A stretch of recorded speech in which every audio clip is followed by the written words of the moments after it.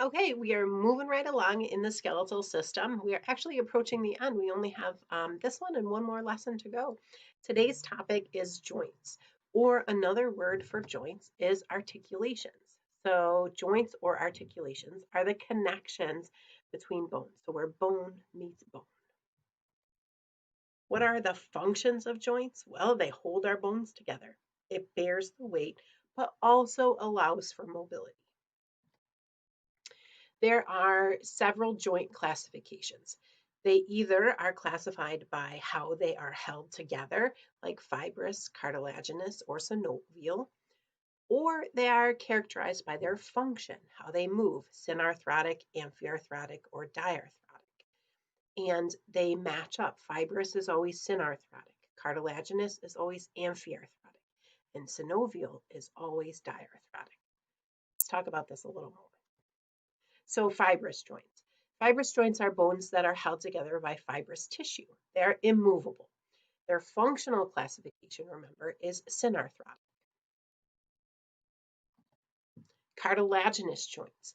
They're bones that are connected by cartilage. They're slightly movable, and their functional classification is amphiarthrotic. All right, so if you look, it's between your vertebrae, it's between your ribs and your sternum, okay, and also in your pelvis, right? If we go back really quickly to fibrous, you can see primarily it's in your skull, although there are a couple of other connections where we would have fibrous joints. And then we have synovial joints. Synovial joints are where bones are separated by a joint cavity that's filled with fluid and enclosed by a joint capsule. So these joints are very movable. So their functional classification is diarthrotic. Something just interesting, all right? So synovial fluid becomes less viscous or thick when it's warm. So what does that mean? That means the joint can move more freely. So this is another reason to warm up before you stretch or exercise or do other activities. Just like the oil in your car needs to warm up so it can lubricate the car parts. So again, that warming up allows that synovial fluid to become less viscous, and then you improve your flexibility. So now we're going to focus on synovial joints and those types. There are a lot, but we're going to do them one by one. So first we have a gliding or plane joint. It allows some movement in all directions. Okay, so that's in your carpals, your tarsals, and between your vertebrae. Okay, so it allows, again, some movement in all directions. Okay, gliding, some movement in all directions. Then we have a hinge joint. A hinge joint allows back and forth movement. So it's in your elbow, in your knee, in your phalanges. Okay, so again, a hinge joint allows that back and forth movement. A pivot joint. That's when we have rotation of one bone around another, and that's found in your neck, the atlas and the cranium, that joint between those two bones. All right, so again, that pivot joint allows rotation of one bone around another, the cranium sitting on top of the atlas, that first cervical vertebrae. And then we have ellipsoidal or condyloid joints. They allow back and forth and side to side movement. So it's between your metacarpals. So your metacarpals here are your hand bones and your phalanges. So this joint. So we could go back and forth, but we can also go side to side. So these are the ellipsoidal or condyloid joints. Okay, so again, it's that back and forth, side to side. All right, then we have a saddle joint. The saddle joint is present only in your thumb, your opposable thumb, your pollex, and it allows back and forth and side to side motion. Okay, so you can see that saddle joint. It's what allows us to have an opposable thumb. Okay, it allows a different type of movement. Then we have a ball and socket joint. It allows side to side, back and forth, and rotational movement. So that's in like your hip and your shoulder. All right, so again, allows a lot of rotation, back and forth, side to side, up and down. Okay. Now, some interesting things about joints.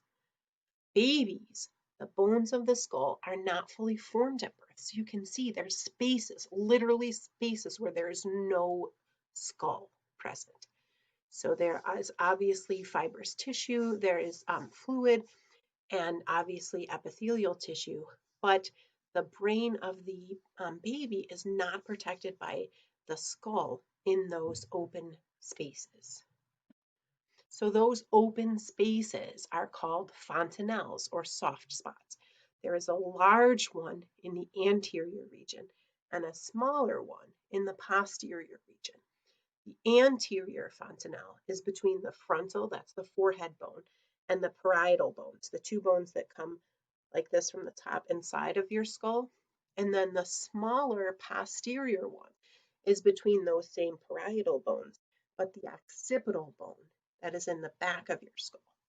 The anterior, this larger one, doesn't close until about 18 months to 2 years of age. The posterior one closes by about 2 months. So why do we even bother talking about this? It's important for safety.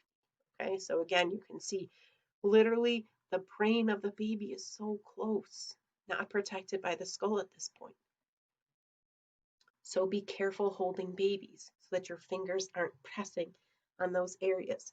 Cup the baby's head, okay, so that there's no pressure on those soft spots. You don't want to put pressure on the soft spots. So sutures are fibrous joints. You only have to learn 3, right? And I'm going to tie them to our anterior and posterior fontanelle.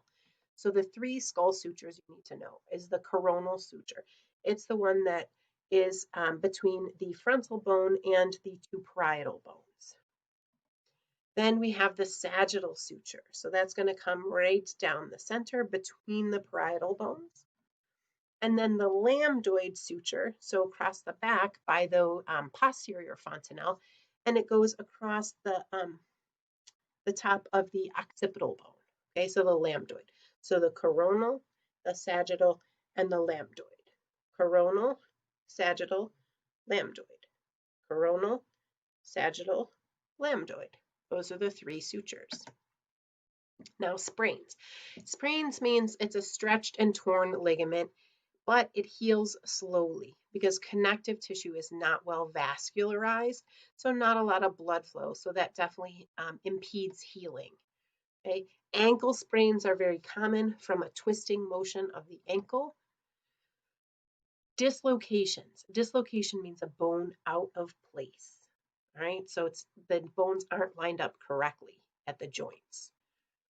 So sometimes a doctor has to do a reduction, which means putting the bone back in place.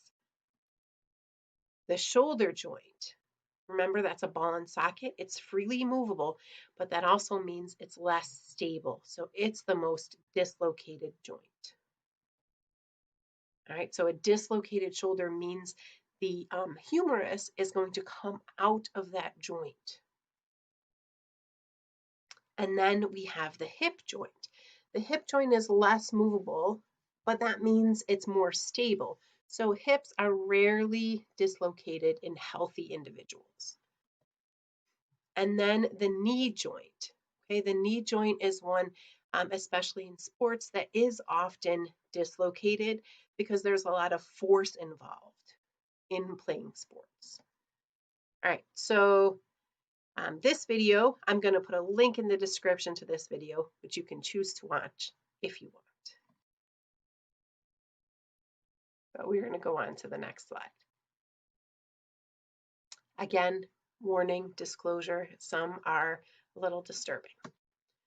So here is a shoulder dislocation video. Again, excess force can cause that to happen. Here's another shoulder dislocation. Again, excess force popping that bone out of the joint, out of its proper location. Here's an ankle dislocation. Again, the excess force, okay, causing the bone to get out of position. Here's another Ankle dislocation. Ooh, this one hurts me for some reason.